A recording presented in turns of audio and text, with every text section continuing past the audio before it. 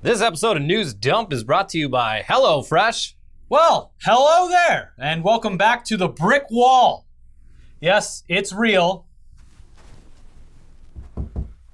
Not a green screen. It's not a green screen, and yeah, it's going to take us a little bit of time to get the lighting and the camera and the fan art and all of that into place, but look, we like it. And we're here at our new studio, and it feels great to have a little bit more room and an actual set behind us once again. And while we know this is kind of new and very unsettling, change is scary. There's plenty of you who watched us since we were back on ETC in front of something very familiar. Yeah, you should like this. Yeah, so go ahead and get all of the, I miss the old set, or whatever out of your system. I miss that fucking hideous, literally carpet on the wall set that you guys were just using. It was carpet we bought at Home Depot. Yeah, come on. Yeah, it's better. Leave all that stuff down in the comments below, and then within a few days or weeks, you'll be used to the set, and we can just all move on. Yeah. Anyway, Brick Wall is back in the room. Martin Shkreli back in the news. Yeah. Because that one-of-a-kind Wu-Tang album that he bought back then and for a lot of money, it's finally been sold to someone else who will now carry the curse that comes with that one-of-a-kind Wu-Tang album. Mm-hmm. As you recall, while Farmer Bro Martin Shkreli was making headlines for being the face of pharmaceutical greed, he was also someone who, for whatever reason, loved being viewed as a villain and really leaned into that by being a generally insufferable person alongside all the actual evil shit that he was responsible for. Mm-hmm. And one of the various viral stunts that he did, with the intention of getting even more people to hate him, was to purchase a one-of-a-kind, unreleased Wu-Tang Clan album for $2 million so that no one else could have it or hear it. It's mine. At various points before his conviction and incarceration, he did play small snippets of the album on live streams, but never released more than that. And within 2 years of Shkreli being unmasked as the guy who purchased Once Upon a Time in Shaolin, he was convicted of securities fraud and later sentenced to 7 years in prison, and was also forced to forfeit over $7 million worth of assets, which included the infamous One-of-a-Kind album. And since then, Shkreli has mostly quietly served his prison sentence, only popping up in the news a few times for things like asking to be released from prison during the pandemic so that he could work on a cure for COVID. And of course, more recently, when a story went viral about the love affair that he had apparently had with a journalist who was previously covering him for Bloomberg News and basically threw her life away to be with him. Yeah, and you can't even say, wow, that dick must be good, because at least at that point, they had never had sex. Yeah. I love him for his personality. Pure confidence. I love Martin Shkreli for his personality. And his looks. His dashing good looks. Mm-hmm. Yeah. Anyway, this week we were thrown back into the world of Martin Shkreli when news broke that the Wu-Tang Clan album that was seized by the federal government had been sold at auction to another mystery buyer. Mm-hmm. From NBC News. The government has sold the one-of-a-kind Wu-Tang Clan album previously owned by former drug company CEO Martin Shkreli to pay off his debts. Proceeds from the album sale by the Justice Department will go towards Shkreli's debt, according to the U.S. Attorney's Office for Eastern New York. The record's purchase contract included a confidentiality provision that shrouds the identity of the buyer and amount of the sale. Quote, with today's sale of this one-of-a-kind album, his payment of the forfeiture is now complete, acting U.S. Attorney Jacqueline M. Kasoulis said. Now, as of April of this year, Shkreli still owed the government around $2.3 million. So the news that his forfeiture payment is now complete means that the album could have sold for at least $300,000 more than Shkreli originally paid for it back in 2015. It's certainly even more valuable than it was before, due to having a story. It's a good investment. So who is this mystery buyer, and will they finally release the album so that everyone can hear it in full? Well, according to Peter Schoolidge, the lawyer who handled the sale and represented the buyer, the person who purchased the album is, quote, going to identify themselves in the future, I'd say in the next 30 to 60 days. But CNBC's reporting attempts to draw some connections between Schoolidge and clients that he's previously represented to try and hint at who the buyer might be, saying, quote, what Schoolidge did not mention Tuesday was that he previously represented Long Island artist Jason Casa, who sued Shkreli, Wu-Tang Clan co-founder Robert RZA Driggs, the album's co-producer Tariq Silver Rings Azagar, and an online auction house in connection with illustrations artwork used in the 174-page leather-bound book that was sold to Shkreli as part of the album. Nor did Schoolidge mention that he also has in the past represented Asghar in connection with the same album. Schoolidge's involvement in the album sale and his past history of Wu-Tang Clan related issues involving the same record raised the question of whether the group or individual members of it were involved in the purchase of their album back from the government. Schoolidge declined to comment on that possibility. Obviously, the implication here is that Wu-Tang Clan or someone who worked on the album or RZA, a member of the Wu-Tang Clan, might have bought back the album themselves. Interesting. I like the theory that it was Elon Musk. Yeah, that's fine. That would just be... Get it? It's the Martin Shkreli album. Yeah. I did it for the memes. Yeah, it would be another dick move to be like, I have something no one has and you can't hear it. But, look, there's a 50-50 chance that this thing will actually be released now. Yeah, I guess we'll find out soon. If a dickhead doesn't own it. Anyway, moving on to the Tokyo Olympics. They continue to be a complete disappointment for various reasons, many of which we've covered recently, but one in particular that we pointed out last week was that these games might end up costing Japan around $20 billion in financial losses when everything's said and done, and the tallies are all added up, which would be, that would be Japan not only taking a historic L this time around, but also NBC, who has the exclusive broadcast rights for the games. They're also failing in numerous ways that will almost certainly end up hurting them financially. As you're all probably aware by now, watching the games or seeing clips of the events is a chore. But some variables are also completely out of their control. Yeah, the main one is that the games are being held in Japan, which means the biggest moments are happening while a decent amount of potential viewers for NBC are asleep. And then those viewers wake up to news about the events that happened while they were asleep. And that makes it far less likely to get invested in things. Yeah. There was a LA Times article where they talked to various people about this, and they're just like, I wake up, I see the news, and I'm just like, okay, that happened. Well, on with my day. It could also be that a lot of people are still working from home, and typically the Olympics is something that you would talk about at work around the water cooler or whatever. Or there's also the fact that after a year of lockdown, people are making up for lost time, and they're a lot more active right now during these games, so it's harder to stay interested. Now, whatever the case may be, this year's Olympics have had absolutely abysmal viewership for NBC. And according to Vulture, primetime TV viewing levels on some nights are barely half of what they were during Rio 2016, causing some advertisers to begin talking about compensation for lower than expected ratings. Yeah, the reporting continues. During the first 15 years of the 21st century, NBC's Summer Olympics numbers defied gravity, adding audience even as almost everything else on linear TV declined. That changed in Rio back in 2016, but even with a nearly 20% drop, those games still pulled in an average primetime audience of just over 25 million viewers. It's too soon to say precisely where 2021's ratings will end up, but the first few days of data suggest a decline north of 40% isn't out of the question.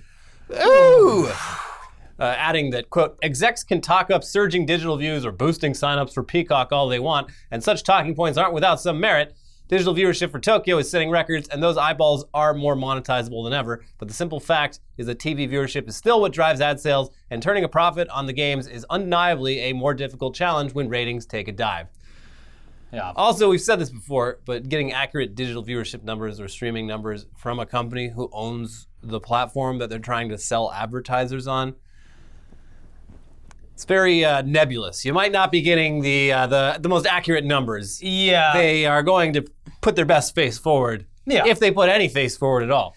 True, yeah. But speaking of companies being upset at viewership numbers, apparently Marvel's Black Widow is causing a lot of headaches around the industry due to Disney's simultaneous release schedule, which makes their biggest movies available on VOD the same day that they're released in theaters for an additional fee. First off, theater owners are obviously pissed about this, because they expected a hell of a lot more in box office money from the release, and they're obviously blaming it on the Disney Plus premium VOD. Reports indicate that box office numbers fell off 68% the week after Black Widow was released, and while the film has still pulled in around $320 million in worldwide box office gross, that is a massive drop-off from previous Marvel films. A lot of people reporting that this is the lowest performing Marvel movie in the history of Marvel movies. Well, it's because it's starring a woman. Captain Marvel did over $1 billion in box office. No, that's not true. And people were way more outspokenly negative about that movie, so I don't think it's that. It is hard. I was joking about that, by the way. Yes.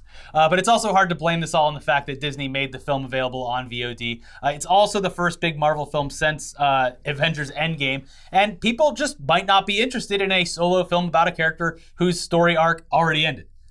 Yeah, a little bit weird.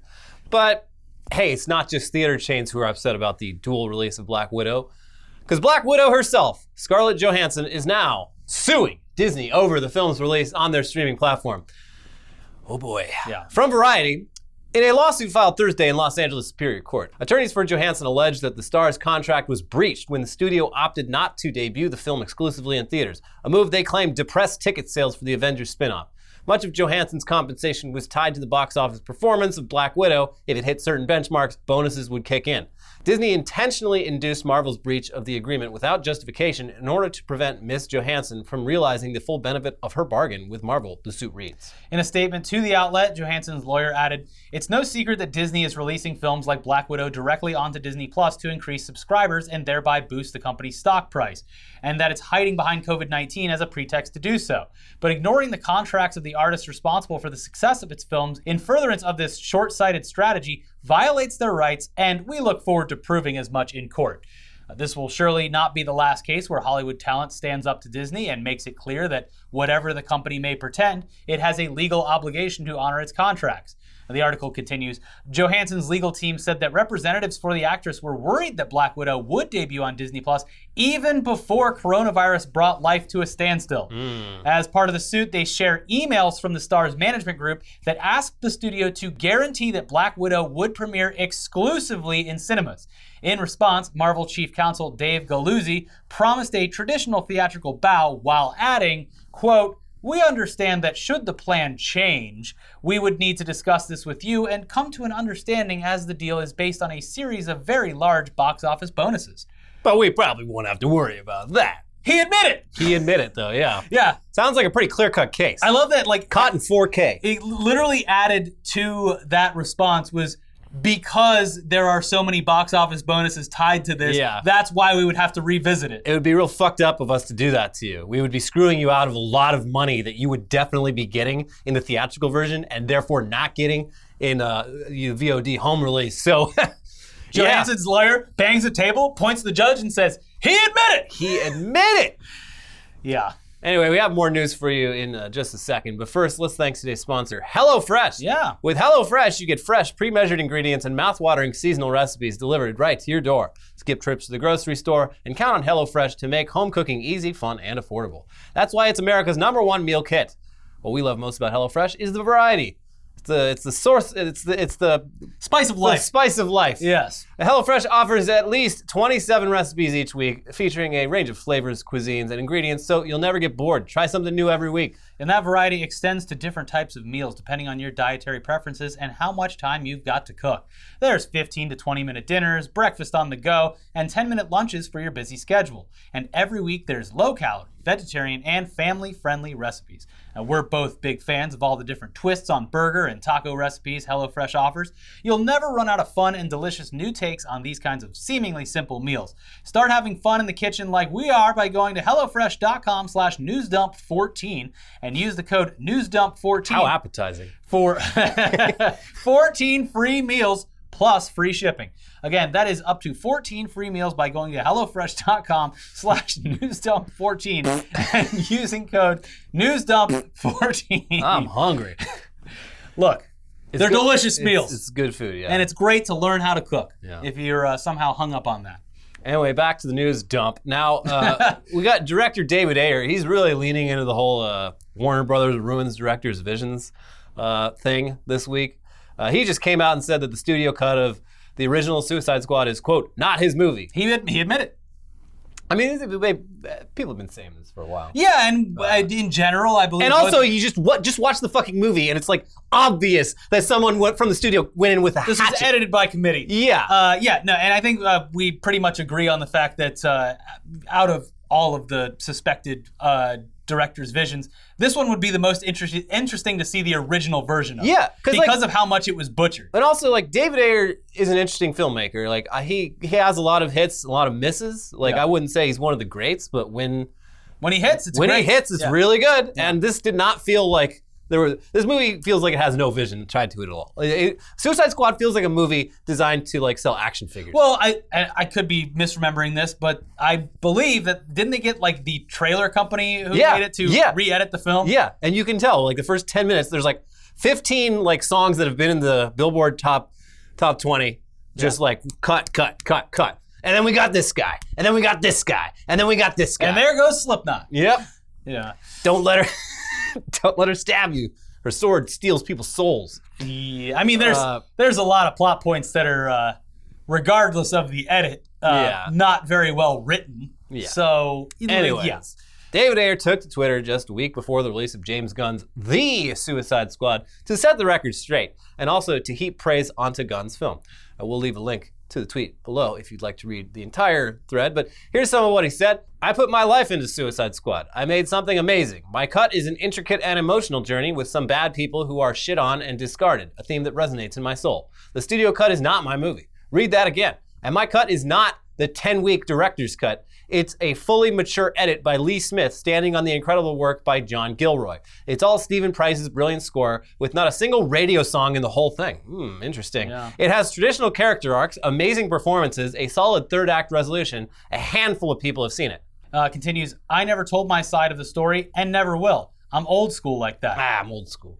So I kept my mouth shut and took the tsunami of sometimes shocking personal criticism.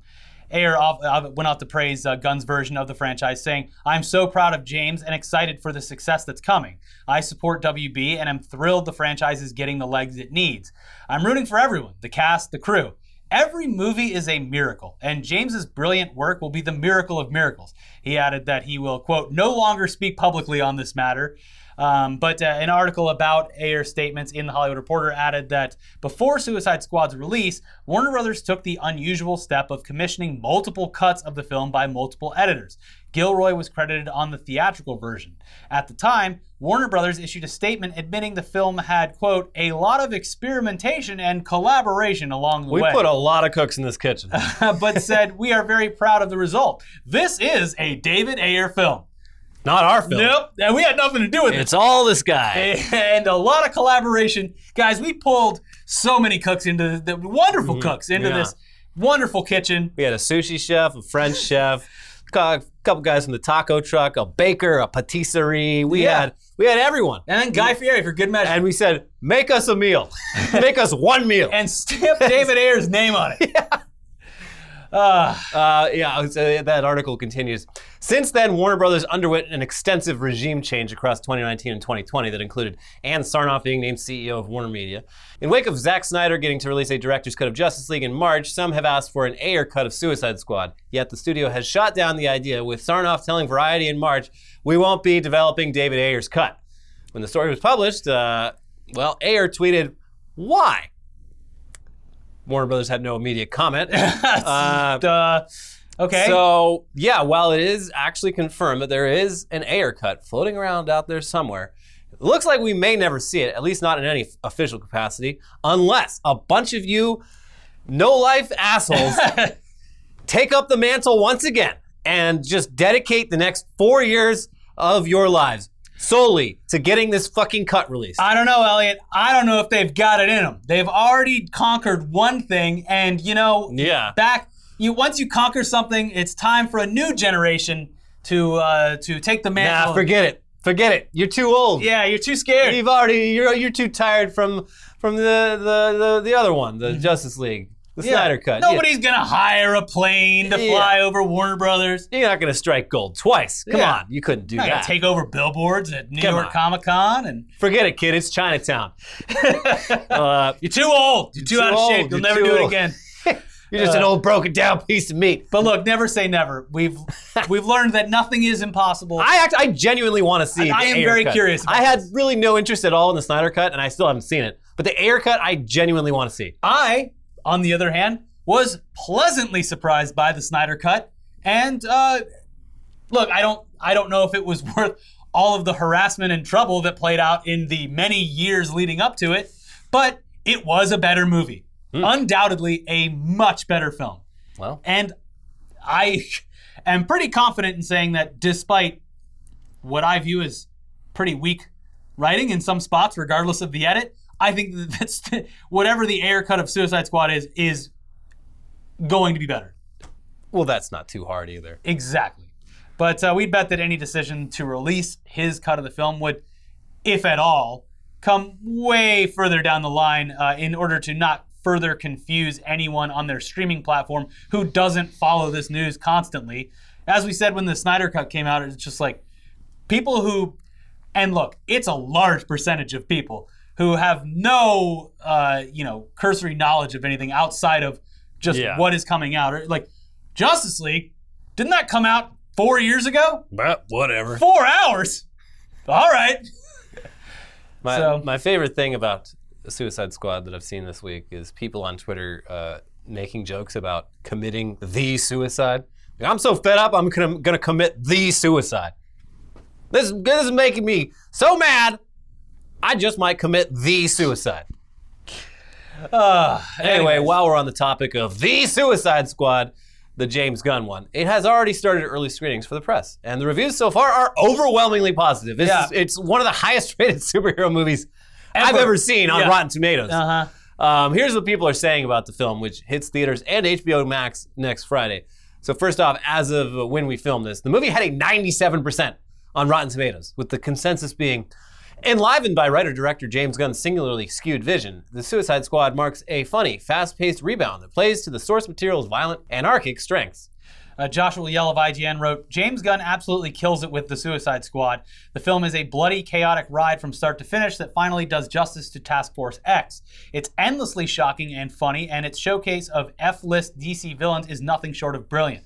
Brian Tallarico of RogerEbert.com wrote, only the man who wrote Romeo and Juliet could deliver something this gleefully grotesque, vicious, and unapologetic, and the DC Universe is all the better for it. Ian Sandwell of Digital Spy said, we totally get if you've approached the release of The Suicide Squad with some trepidation, as we felt the same, especially in the wake of the previous version. But you won't be thinking that within minutes of stepping into James Gunn's take on this world. Not everything will work for you, and that's fine, because it's exactly what we want from a blockbuster. A genuinely unique movie that's the product of a filmmaker rather than a committee. And it also helps that The Suicide Squad is also just so entertaining as a result. So there you go. Yeah. We're already excited for this. It's good to hear that people are loving it. A lot of the reviews go further into just how gory and hard R, rated R it is, which is really exactly as it should be with this source material. Yeah. But anyway, now let's head over to a wonderful milestone for a piece of internet history, which also happens to be a song. Rick Astley's Never Gonna Give You Up, which has for years been shared endlessly as a way to trick or rickroll someone. You send them a link. They're like, source? You're like, here you go, but you use like a bit.ly or whatever, and they click on it, and it's like, do. Yeah, or the link is already purple. I've already clicked this. This is definitely, it's a bait and switch. Yeah. It's a classic from the, I don't want to say the olden like pre-2010. I mean, it's the start of when labels started putting music videos on YouTube. So 2008, maybe? Anyways, it hit 1 billion views on YouTube. In reaction to that news, Rick Astley himself recorded a video thanking everyone. Here you go. So I've just been told that Never Gonna Give You Up has been streamed 1 billion times on YouTube. That is mind-blowing. The world is a wonderful and beautiful place, and I am very lucky. That's a love. He looks like he's having a great life. He's out on a boat somewhere. Good for him. Just getting whatever fraction of a penny he gets off of the ad sales. You know, it racks up when you hit 1 billion of something. Yeah. He might have made $1 million. You could go back to like 2009. Someone's like, Rick, so there's this new thing with that song you did 20 years ago. What? Never Gonna Give You Up. People are passing it around as a joke to punish each other. It's like, well, that sucks. That makes me very sad. No, Rick, they're passing around a YouTube clip. We get paid every time. No, tell me more. No, he at first obviously was like, okay. There's interviews where he was apparently worried that like his daughter would get bullied over it or something like that. But he obviously over the years has embraced it because, I mean, the dude got a second career out of it. He did. This song came out in the 1980s and didn't get repopularized until the late 2000s. I remember he did one of the parade. Macy's. The Macy's parade, one of the floats, I think it was like the Adult Swim float, like halfway in, it just like broke open. He tricked the audience by showing up and doing the song, and again, 90% of people are just like, hey, I remember that song. Yeah, song still slaps. No, you got tricked. No, you're very angry. This isn't what you were expecting. Yeah, you thought it was going to be something. You thought it was going to be something useful, but instead it's Rick Astley singing. Anyway, congratulations to Mr. Astley, as he is now a member of a very exclusive club of musicians who have surpassed 1 billion views, including Nirvana, Queen, and also Psy with his Gangnam Style. That song was lightning in a bottle, wasn't it? There was like a month where that Inescapable. shit was inescapable. People would just, at work in the middle of the day, like, you know what I need right now? I need a little pick-me-up. I'm going to watch the Let's Gangnam get the Style. whole office in on this. Hey, guys! Hey, have you seen this video from Korea? Everybody get into the bullpen. I don't know what the hell this guy's doing saying. the gallop. It's hilarious. No, it is absurd and insane that the billion view mark is like Nirvana, one of the most beloved, most popular rock bands of all time. Queen, same thing, just worldwide popularity for decades. And Oppa Gangnam Style. Yeah. Whoop. It is very catchy. And Whatever fun. happened to What Did the Fox Say? That's got to have at least a couple million. What did the fox say? All those songs, it was like, that year specifically was like, hey, what if music was crazy? Let's get the Harlem Shake. Let's get Gangnam Style. Let's get the Fox Says. Mm-hmm. Well, in more positive news, it looks like Matt Stone and Trey Parker of South Park could be stepping in to save a Colorado staple, a landmark that was previously featured in one of their episodes. Casa Bonita. Mm-hmm. Quote, "We want to buy Casa Bonita and treat it right. I feel like it was neglected even before the pandemic," Parker revealed Wednesday to The Hollywood Reporter. The company that currently owns Casa Bonita, Summit Family Restaurants, filed for Chapter 11 protection in Arizona on April 6th. For the moment, a possible sale is in limbo due to ongoing court proceedings, Parker said. Nonetheless, the South Park co-creators are trying to make a deal work. Quote, "We are absolutely trying to buy it. We are going to do everything we can. We want to make it right and make it amazing." Should the sale occur, Parker says the duo, along with additional unidentified Colorado-based restaurateurs, have big plans for the destination. Quote, "We started talking about the changes we're going to make, mostly with the food. We're going to make really awesome food. I was already thinking about how I was going to make Black Bart's Cave a little bigger, adding that it's just sitting there. It sucks. For a moment when it was like Casa Bonita is going to close down, we said, we're going to buy it. And it felt like that was the crowning achievement of my life." I didn't know that it was real until years after seeing the episode. I think I was like in college talking to people from Colorado, and they're like, "Oh yeah, no, Casa Bonita's real." It's like, and they nailed it in the episode apparently. Everything in the episode is in it. It's like a weird, I don't know what to even compare it to. They have cliff divers. Yeah, and it's a themed restaurant based around cliff diving. It's like, it's a theme restaurant, which those kind of all died out. It's like a rainforest cafe or whatever. But yeah, apparently, like our good friend Mendoza, he apparently grew up in the area and was like, yeah, we used to go for birthday parties. And like a couple times a year, multiple kids would have their birthday party at Casa Bonita. And everyone always remarked on the smell of the water. And it's probably like that bromine stuff like they put in Pirates of the Caribbean to keep it clean, but also not give chemical burns to the divers. Yeah. It's great that they're saving it. And now it's literally going to turn into a destination for South Park fans, because with them owning it and adding upgrades to it and stuff.